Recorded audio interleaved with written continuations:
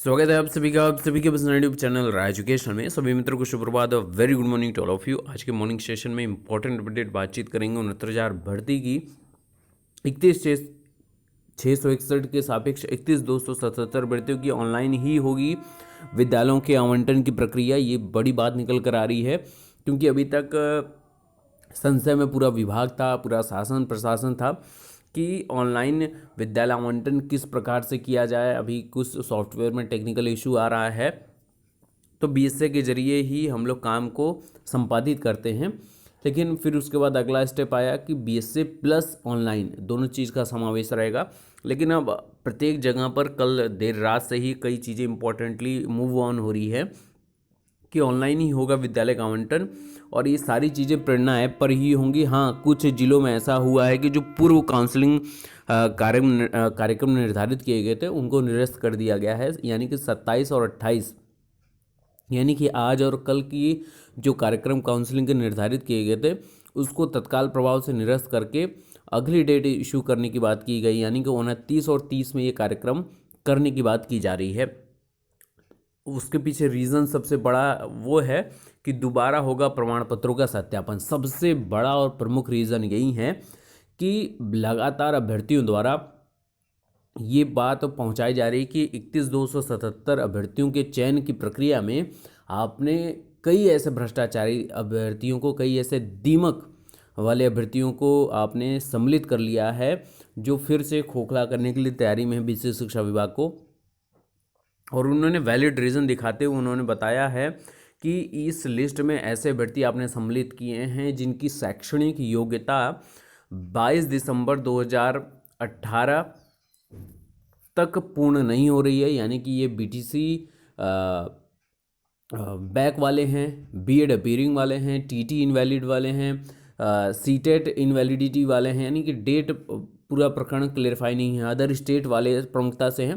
तो इन सारी चीज़ों को सम्मिलित रूप में यहाँ पर अभ्यर्थियों द्वारा जब ये बात पहुँचाई गई और ये प्रत्येक जिले का खाका निकालने की बात की जा रही है, तो यहाँ पर दोबारा प्रमाण पत्रों का सत्यापन की बात प्रमुखता से उजागर की गई और मैक्सिमम जगह पर ये बात निकल कर आ रही है। दूसरा इंपॉर्टेंट रीज़न है कि जो पर्टिकुलर कुछ ही जिले ऐसे हैं जहाँ पर काउंसलिंग कार्यक्रम निरस्त किया गया है, उसके पीछे वैलिड रीज़न दूसरा ये बनता है कि इन सभी, क्योंकि अभी कुछ दिन पूर्व आप लोगों ने देखा होगा एक न्यूज़पेपर में ये चीज़ एकदम स्पष्ट तरीके से निकाली गई थी कि प्रेरणा ऐप पर तो सारी डिटेल करने की बात की जा रही है, लेकिन कुछ ऐसे जगह हैं जहाँ पर अभ्यर्थियों की, छात्रों की और आपके अध्यापकों की पूरी डिटेल वैलिडेट नहीं की गई है। अगर 2 दिन पूरा प्रदेश स्तर पर काम किया जाए तो भी नहीं किया जा सकता, ये आपने न्यूज़पेपर में देखा होगा, है ना।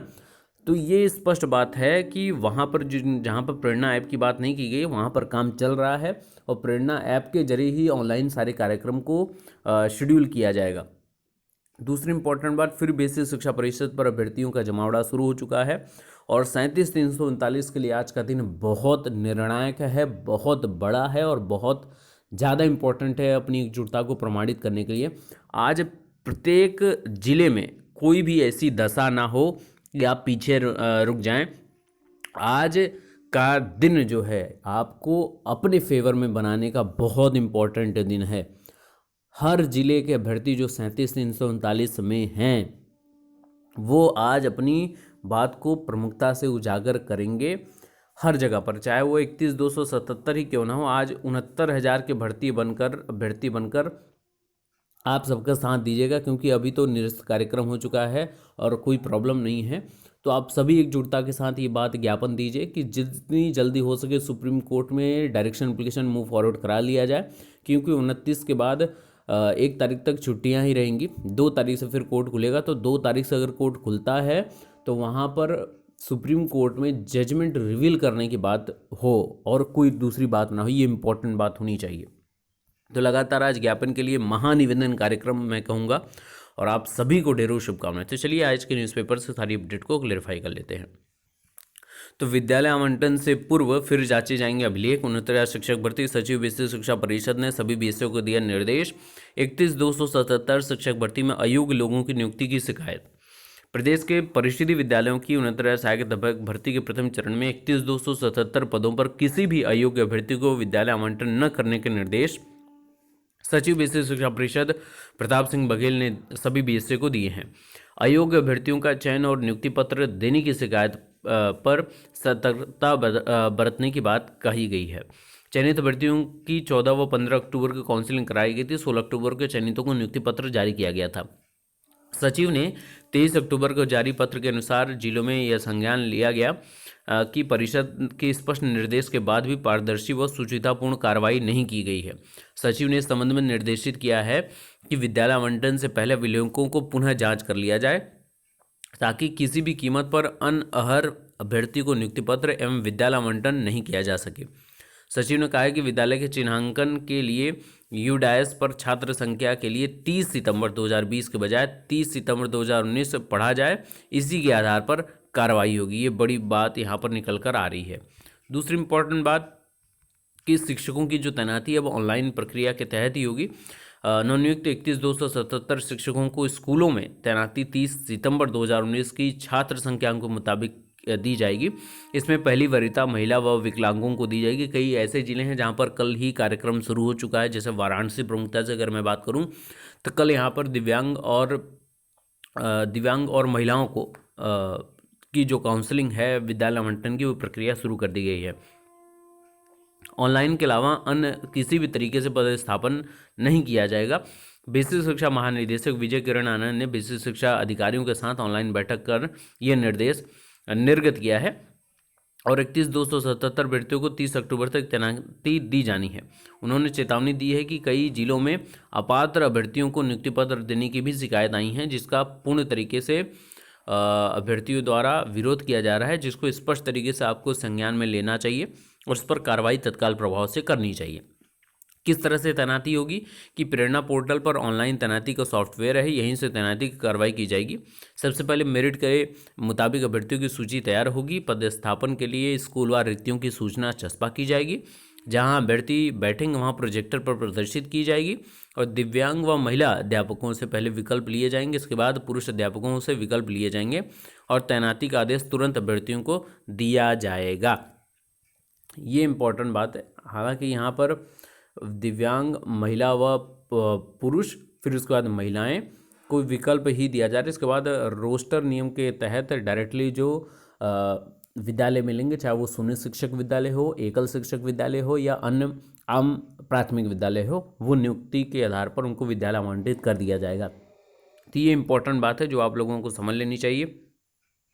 बाकी काउंसलिंग कार्यक्रम शुरू हो चुका है। पहले दिन महिला व दिव्यांग शिक्षकों की हुई ये काउंसलिंग, ये डाइट सारनाथ वाराणसी में है और यहाँ पर काउंसलिंग कार्यक्रम जारी कर दिया गया है और शुरू हो चुका है। वाराणसी में जनपद में सहायक अध्यापक के 205 पदों पर भर्ती के लिए नवनियुक्त शिक्षकों की काउंसलिंग का काम सोमवार को शुरू हो गया। 2 दिवसीय काउंसलिंग में पहले दिन दिव्यांग व महिला शिक्षकों को बुलाया गया था, जिसमें 63 नवनियुक्त शिक्षकों ने हिस्सा लिया। सारनाथ स्टेट डाइट परिसर में नवनियुक्त शिक्षकों की काउंसलिंग चल रही है। अब सबसे इम्पोर्टेंट बात है कि हर जगह सबसे पहले महिला अध्यापकों से विकल्प के बाद पुरुष अध्यापकों के लिए विद्यालय आवंटन किया जाएगा। बीएससी की ओर से ऑनलाइन विकल्प लॉक करते ही संबंधित अध्यापक को आवंटित विद्यालय का आदेश मिल जाएगा, यानी तत्काल से ही आपको कौन सा विद्यालय मिलना है वो आप तत्काल प्रभाव से देख सकते हैं। इसके अलावा फिर बेसिक शिक्षा परिषद पहुंचे अभ्यर्थी। परिषदीय विद्यालयों के 69,000 शिक्षक भर्ती के आवेदन में त्रुटि सुधार की मांग के लिए लेकर एक बार फिर से गलती करने वाले अभ्यर्थी बेसिक शिक्षा परिषद पहुंचे। अभ्यर्थियों का कहना था कि कोर्ट एवं विभाग के निर्णय को लेकर उनके मन में शंका है। अभ्यर्थी रोहित तिवारी, तुषार आदि ने उप सचिव अनिल कुमार से उनके मोबाइल पर बात की। इस पर बताया गया कि गलती करने वाले अभ्यर्थियों को 2 नवंबर तक का समय दिया गया है, वह इंतजार करें, इस बारे में सचिव निर्णय लेंगे। तो ये मैंने कई बार बात कही कि पिछली जो भूख हड़ताल थी वो इसी कारण से भूख हड़ताल अभ्यर्थियों ने ख़त्म की थी कि उन्होंने बेसिक शिक्षा सचिव से जो बात की है फ़ोन पर, उन्होंने बोला कि 2 नवंबर तक रुका जाए, 2 नवंबर के बाद बातचीत की जाएगी। तो संभवतः ये विद्यालय आवंटन का जो कार्यक्रम है पूर्ण होते ही फिर यहाँ पर जो संशोधन वाले अभ्यर्थी हैं उन पर कुछ बात की जाएगी, या तो उनको अलग से मौका दिया जाए ऑनलाइन आवेदन का, या फिर ऑफलाइन ही प्रारूप एक्सेप्ट करके भर्ती प्रक्रिया उनकी की जाए, नियुक्ति पत्र निर्गत कर दिया जाए।